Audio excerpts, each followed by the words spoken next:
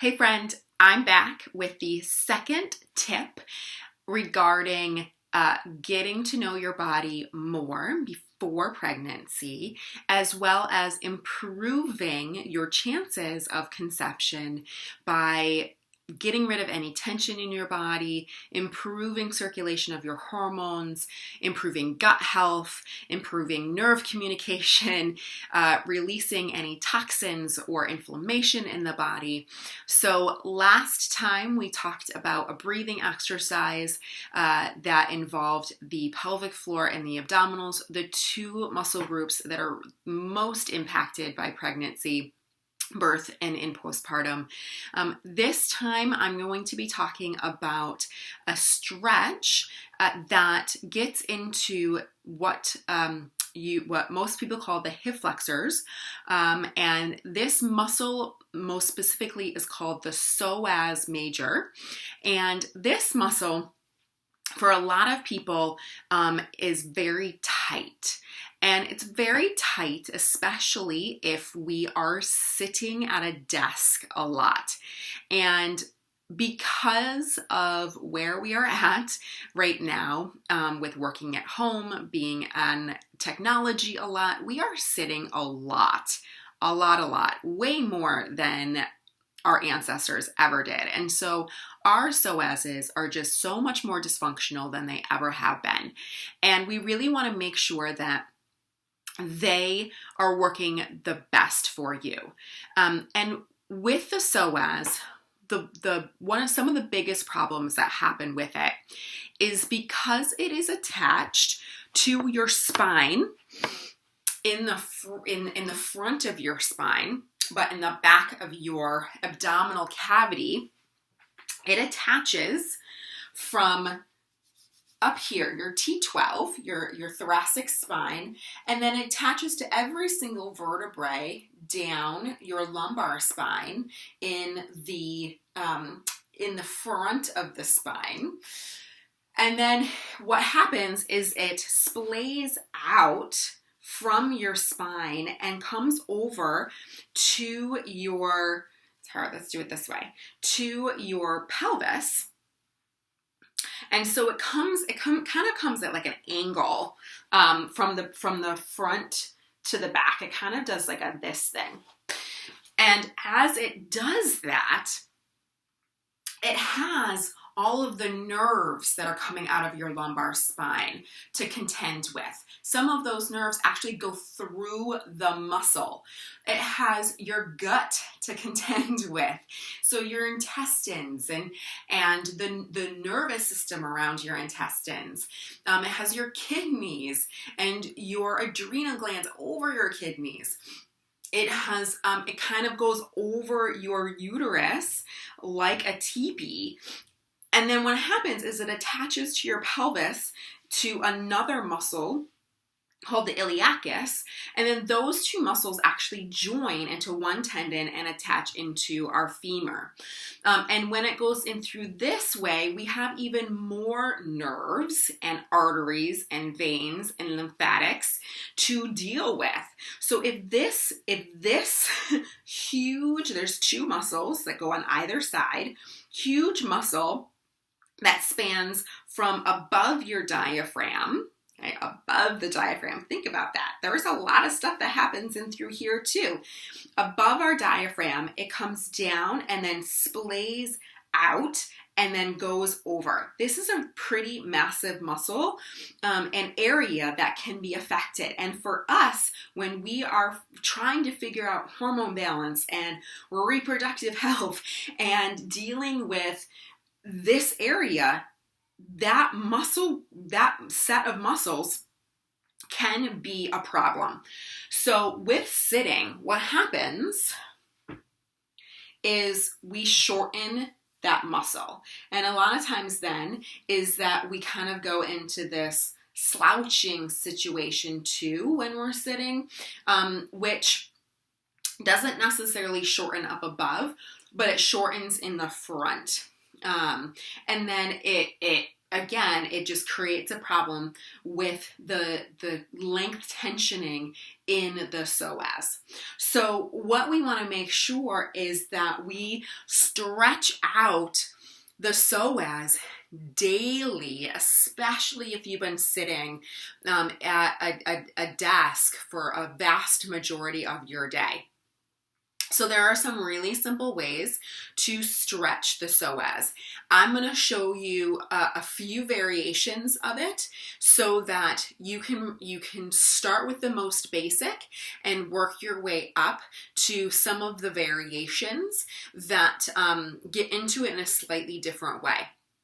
So one of the ways to stretch this muscle is with a lunge stretch. And what you want to do is you want to get down onto your foot and knee like you are doing a lunge. Okay? Everyone see that?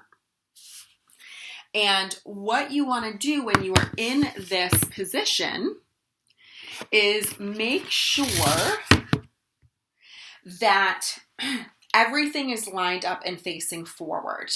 Okay? And then what you want to make sure of is that your ribs are directly over your pelvis, that they're not tipped up. Okay? Do you see the difference? I'm tipped up versus directly over my pelvis. If my ribs were a bowl and my pelvis was a bowl, the openings of both would face each other. Okay? This isn't facing. This is tipped forward. Now I'm facing. Okay? So then what I want to be thinking about is that I want to be thinking about growing out of my spine towards the ceiling as I'm reaching down through my femur. And that's starting to get a lengthening in the front of my hip. Okay, starting to get into that tendon of the iliopsoas. So then what I can start to do is I can start to creep my front foot forward a little bit, and then I can start to shift my weight forward. Okay, I'm keeping my ribs over my pelvis, but I'm shifting my weight forward.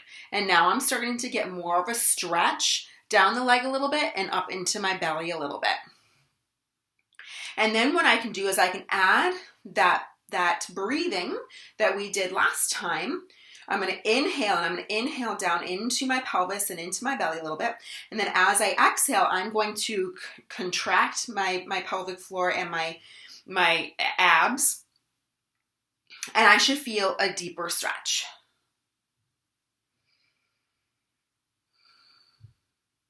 A variation of this is to add in a side bend. So you can side bend away from the leg that you are stretching. Again, keep your ribs over your pelvis. And I'm going to side bend away. This increases the stretch. And I'm still going to add that breathing.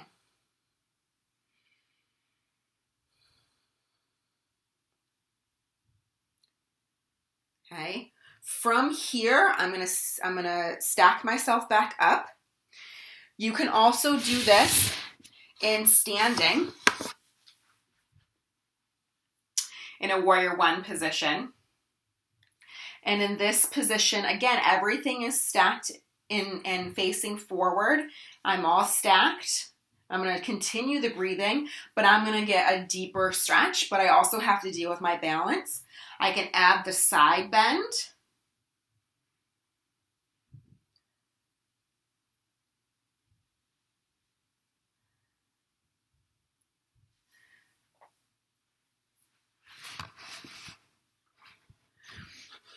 So those are just one way to stretch these muscles. But it's if it is done daily with whichever one you feel most comfortable with, either down on your knee. And if it's uncomfortable on your knee, but you're not ready to do the standing, you can always put something underneath your knee, a towel, a pillow, something to just soften it up. If it's done daily, if you are very committed to it, you will start to see a difference. And what you can start to do is just hang out in that position for 5 of the breaths, and then you would switch to the other side. If you wanted to add the side bend, I would stay in the neutral for 5 breaths, and then I would do the side bend for 5 breaths.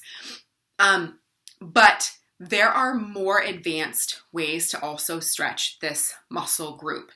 If you are finding that your psoas muscles, that area, or you suspect that that area is an issue, again, I would see someone to give you personalized ways to release this muscle. There are ways beyond stretches to release this area to improve the nerve communication, to improve the blood flow, to improve the tension, the pain, possibly the gut health, so that you can really make sure that that area is really flowing well. The psoas can kind of block the flow in that area. So I would highly recommend seeing someone or chatting with someone to give you some personalized ways to reduce the tension and improve the functioning of your psoas in that area. So again, if you have any questions, write them down for our next live on Thursday. Either about this one, or if you've been continuing the other exercise, or if you've actually started tracking because you've hit your day 1. So write down your questions and join me in that live on Thursday so that we can clear things up for you.